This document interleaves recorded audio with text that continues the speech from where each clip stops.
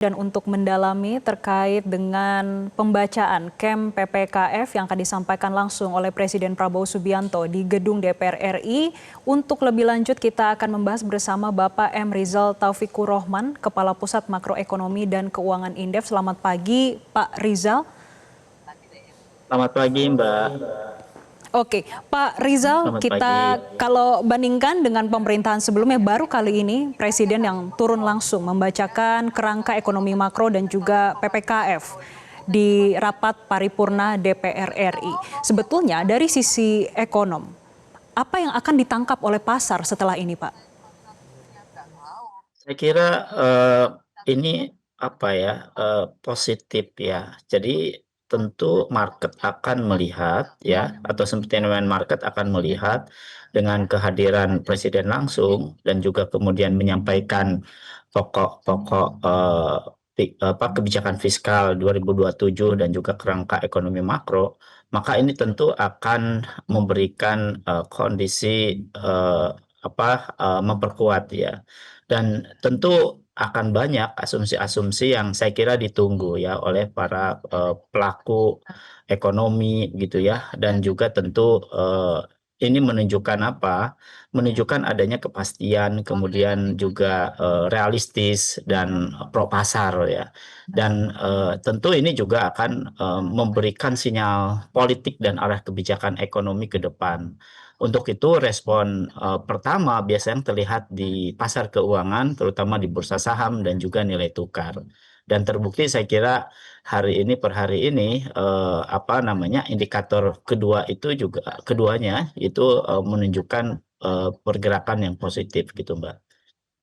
Baik, pemirsa, kami juga mencoba memantau untuk pergerakan dari indeks harga saham gabungan saat ini menguat 0,8% dan juga nilai tukar rupiah pada pagi hari ini sudah menguat tipis 0,05%. Dan kita lanjutkan lagi, Pak Rizal. Sebetulnya setelah melihat respon pasar seperti ini, tapi kalau kita membicarakan tahun anggaran 2027. Dalam menyusunnya tentu juga melihat apa yang terjadi pada kondisi terkini. Adakah catatan-catatan khusus untuk fiskal kita, terutama melihat kondisi saat ini, Pak? Iya, saya kira ada beberapa hal penting yang kemungkinan harus tetap menjadi perhatian market ya, meskipun kehadiran presiden ini memberikan sinyal kuat terhadap ekonomi atau arah ekonomi di 2027. Pertama, terkait dengan kredibilitas asumsi yang masih menjadi sorotan utama. Pasar akan melihat apakah asumsi makroekonomi, kurs, ICP, pertumbuhan ekonomi, katakanlah penerimaan negara ini cukup realistis nggak ya di tengah tekanan global yang masih sangat tinggi.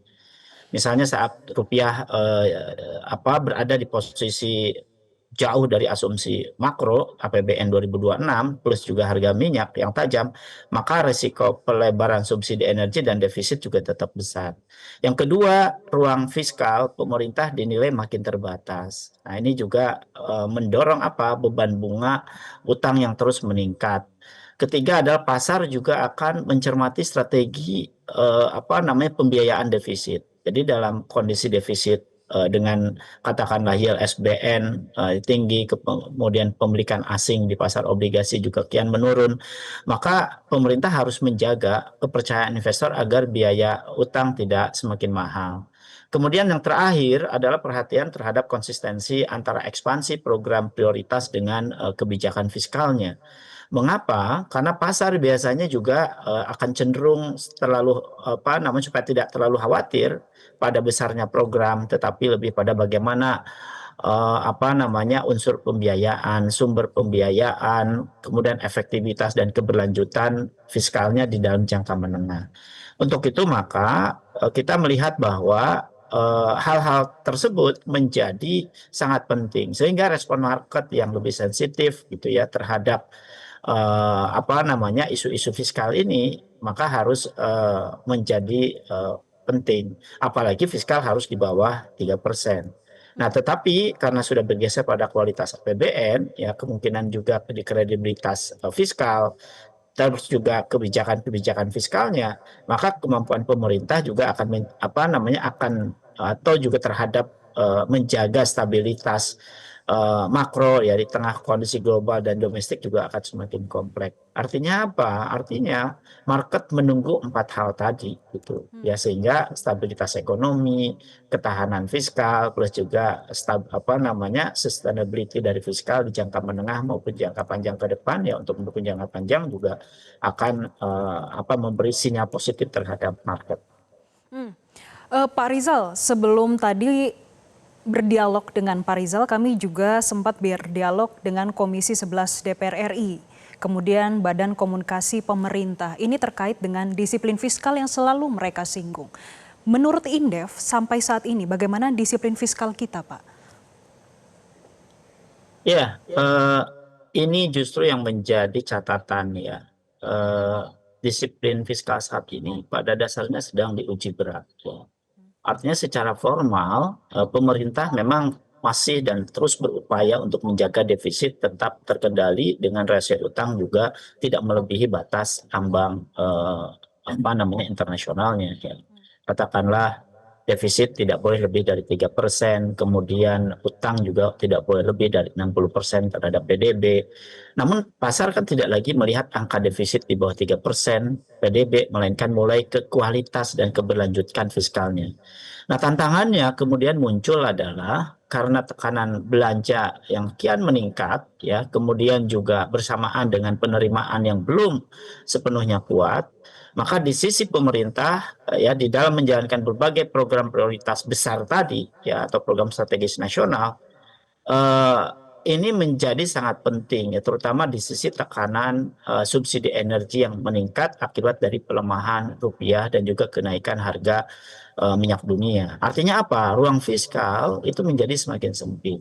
Jadi kalau misalnya bicara disiplin fiskal juga diuji dari sisi aspek pembiayaan, iya, ketika katakanlah SBN yang semakin naik dan biaya bunga utang juga semakin membesar, maka pemerintah tentu harus lebih prudent ya terhadap kebutuhan pembiayaan, terutama yang tidak memberikan dorongan terhadap nilai tambah, apalagi misalnya kebutuhan pembiayaan yang terus mendorong kenaikan utang baru. Ya, ini saya kira menjadi sangat penting agar apa? Porsi pembiayaan bunga terhadap penerimaan negara sudah semakin besar dan mulai menjadi perhatian penting gitu ya para investor terutama atau juga lembaga-lembaga rating.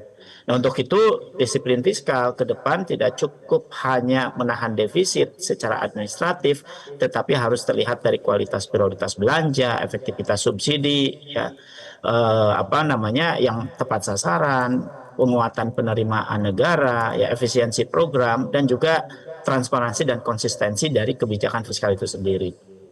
Oke, menarik terkait dengan kualitas belanja. Dari Indef ada catatan tersendiri untuk kualitas belanja pemerintah hingga saat ini, Pak? Saya pikir kualitas belanja ini punya beberapa hal yang harus diperhatikan ya, terutama apakah fiskal tidak hanya fungsi sebagai shock absorber, tetapi bisa menjadi stimulus pertumbuhan. Pertama misalnya komposisi belanja masih relatif berat pada belanja rutin, ya subsidi kompensasi dan juga program-program jangka pendek. Sementara ya ruang belanja produktif yang bisa menciptakan nilai tambah dan kapasitas ekonomi baru ini belum optimal. Apa akibatnya? Akibatnya adalah efek multipliernya terhadap investasi, produktivitas dan penciptaan lapangan kerja tidak maksimal. Kedua adalah efektivitas targeting juga menjadi sorotan. Jadi sasaran di dalam beberapa program, terutama program sosial, subsidi, masih muncul risiko kebocoran maupun hal-hal yang terkait dengan tata kelola. Artinya apa? Anggaran besar belum tentu sepenuhnya juga tepat sasaran, sehingga efisiensi fiskal juga menjadi challenge-nya gitu ya, menjadi tantangannya. Yang ketiga adalah bahwa pasar melihat adanya resiko di pelebaran incremental fiscal burden ini. Ketika program prioritas terus bertambah ya, tetapi kemudian penerimaan negara belum tumbuh sama ya, maka APBN berpotensi semakin terbebani oleh kebutuhan pembiayaan dan bunga utang di masa depan. Nah, untuk itu maka apa yang harus dilakukan di dalam menjaga kualitas belanja ini adalah seberapa besar dampaknya terhadap pertumbuhan ekonomi, ya, fiskal itu. Kemudian bagaimana fiskal itu mendorong perbaikan produktivitas, bahkan total faktor produktivitinya, penguatan sektorilnya, ya, termasuk hilirisasi di dalamnya, penciptaan tenaga kerja yang terutama tenaga kerja formal, dan juga peningkatan daya beli masyarakat secara berkelanjutan. Saya kira hal-hal demikian yang harus diperhatikan dan menjadi catatan berkaitan dengan kualitas belanja di APBN ke depan. Baik, terima kasih Bapak M. Rizal Taufikur Rohman, Kepala Pusat Makroekonomi dan Keuangan Indef, sudah memberikan insight-nya bagi pemirsa Metro TV.